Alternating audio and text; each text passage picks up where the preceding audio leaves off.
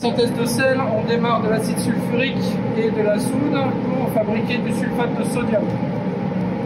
La soude, vous la mettez directement dans le réacteur, l'acide sulfurique, vous le chargez ici.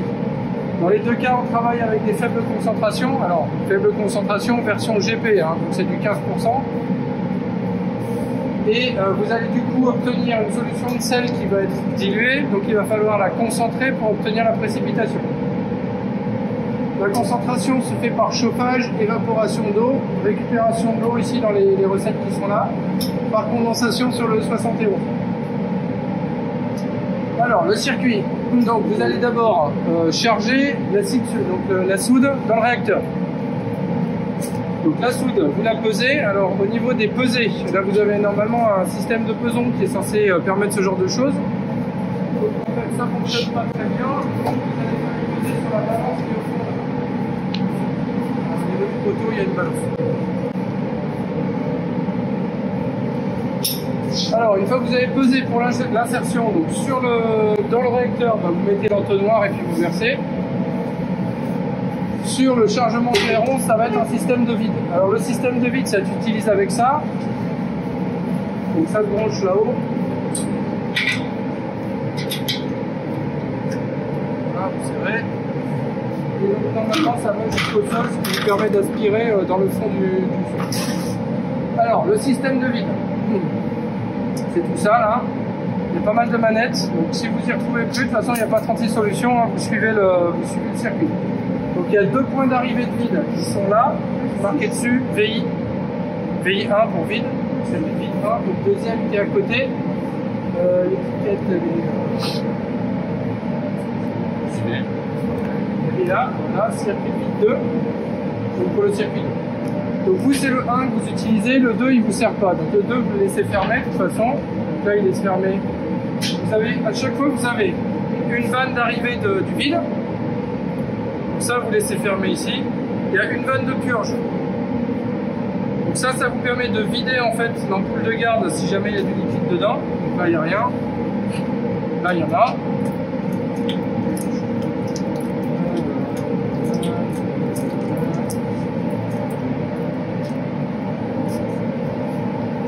Voilà, donc là, c'est purgé. Ok, ensuite, vous avez les circuits de vide au-dessus qui vont vous permettre d'appliquer le vide sur le dispositif. Alors le 2 ici, en fait, c'est parce que vous pouvez normalement faire fonctionner le système en pression réduite, comme le 15 qu'on a vu la dernière fois.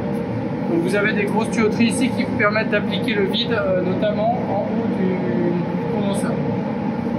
Bien, donc ça on va pas l'utiliser nous, donc ça vous laissez comme ça, et vous faites attention que la vanne qui est ici, en fait, elle soit bien orientée vers l'assainissement. Donc l'assainissement, c'est le tuyau gris qui est là, vous voyez qui s'arrive là, ici, tac, c'est marqué dessus, assainissement, A2S pour assainissement, ça arrive ici.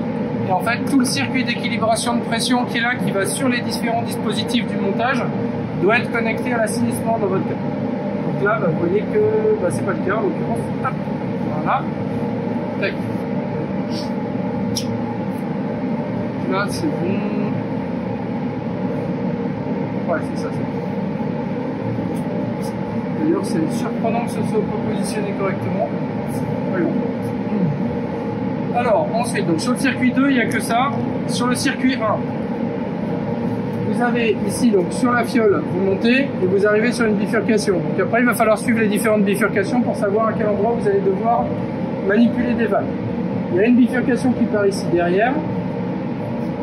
Et il y a une deuxième bifurcation là, vous suivez le tuyau, ça descend et ça part derrière. Donc ça c'est le petit piège sur ce pilote là. Vous avez une vanne sur le circuit à l'arrière. Cette vanne là, il faut qu'elle soit fermée quand vous manipulez.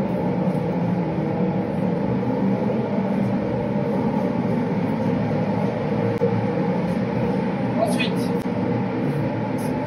le circuit qui est là, vous voyez qu'il part derrière, ça descend là, et en fait ça va se brancher derrière le filtre. Donc c'est ça qui vous permettra de faire l'aspiration sous vide du composé solide à la fin. Ok, donc ici vous fermez tout ce qui est lié, donc celle-là elle est fermée, celle-là ici vous la mettez dans l'atmosphère, c'est bon, c'est fermé.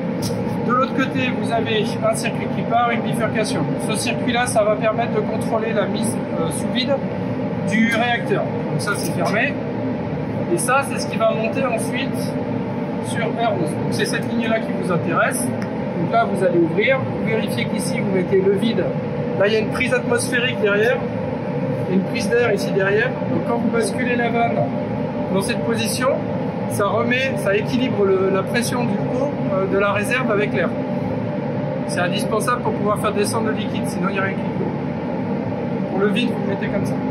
Voilà, la deuxième machine est assez appliquée, la machine n'est pas en marche, donc ça ne fait pas de bruit. Vous verrez que quand ça sera en marche, ça fera pchit. Donc une fois que tout est bon, vous le mettez là, vous ouvrez, et ça va en fait vous faire monter le liquide dans la réserve. Une fois que c'est terminé, vous arrêtez d'aspirer, vous fermez le vide, vous remettez à la pression atmosphérique, vous purgez ici. Voilà, c'est purgé, vous pouvez refermer et vous pouvez faire la suite. Donc une fois que c'est dans la réserve, vous allez faire couler ici. Donc dans les petites subtilités, vous allez charger en fait 10% de plus d'acide sulfurique dans la réserve que vous avez là par rapport à ce dont vous avez vraiment besoin, par rapport à la soude que vous avez dans le réacteur. L'objectif, c'est de réussir à avoir le pH neutre sans avoir à rajouter des réactifs. Donc vous faites couler, donc ça c'est mis en coulée déjà, ça c'est ouvert, tac, ça coule. Celui-là doit être fermé. Celui-là est comme ça. Alors faites gaffe à celui-là, c'est un truc qu'on se fait avoir. Si cette vanne-là elle est dans cette position, quand vous allez lancer en fait l'ébullition, vous allez avoir de la vapeur qui va sortir ici. Donc il faut que ce soit en position vide avec la vanne de vide fermée. Ok, vous avez chargé le réacteur, vous faites couler donc l'acide. Alors vous évitez de le faire couler sur vos pieds. Hein. J'ai un étudiant qui l'a fait l'année dernière, enfin, pas l'année qui vient de s'écouler mais l'année d'avant. En fait il avait oublié de fermer cette vanne là. Et donc quand il a ouvert ici, ça a coulé directement à terre. Ok, vous pensez aussi à fermer votre réacteur évidemment ici. Hop. Donc vous faites descendre, vous touillez. Pour le touillage, l'agitation ça se fait là. Donc votre système froid, le moteur et tout ce qu'il faut aussi. Alors faites attention évidemment à un truc, hein, vous mettez pas vos mains ici à l'intérieur. Hein. Ça je n'ai pas à vous le dire, vous savez. Quand le moteur est actif, là vous mettez rien ici à l'intérieur. Ça veut dire que la mesure de pH, comme le niveau de liquide va être relativement bas, vous n'allez pas le faire en allant sonder le pH directement, vous récupérez par en dessous. Vous faites 2-3 recyclages pour être sûr d'avoir atteint la solution. Et vous faites la mesure de pH à ce niveau-là. Donc quand c'est fini, vous avez fait votre mesure de pH, on va vous fermer tout ça.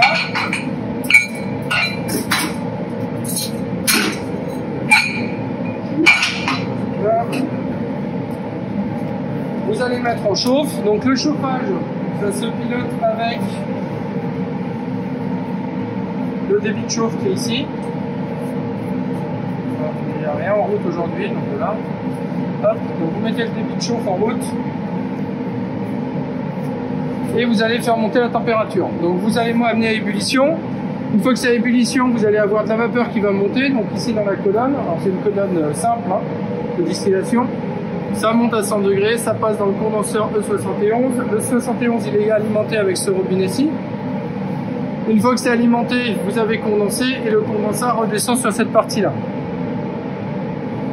Si jamais votre vapeur monte, vous avez une alarme là-haut, le TSH A31, c'est une alarme.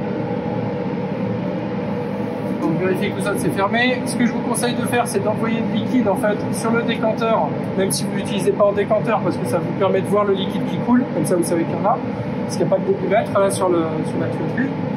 Ensuite, ça c'est ouvert, ça marche, et vous envoyez donc sur le R82 ici. Et là, vous allez récupérer l'eau. Donc, vous concentrez, vous récupérez l'eau. Une fois que c'est fait, là, vous allez donc avoir suffisamment concentré votre solution. Vous allez refroidir, donc vous basculez sur froid ici, enfin, vous arrêtez le débit, vous basculez sur froid, vous remettez le débit, ça refroidit. Quand ça refroidit, ça cristallise. Donc, vous ferez gaffe au moment où vous approchez de la cristallisation, de recycler, sinon vous allez vous retrouver avec un gros bloc en fait dans le fond. Et du coup, pour le dissoudre, il faudra à nouveau chauffer. Hein, donc ça c'est facilement une perte de temps de 20 à 30 minutes pour réchauffer, refaire dissoudre et redescendre. Donc une fois que c'est bon,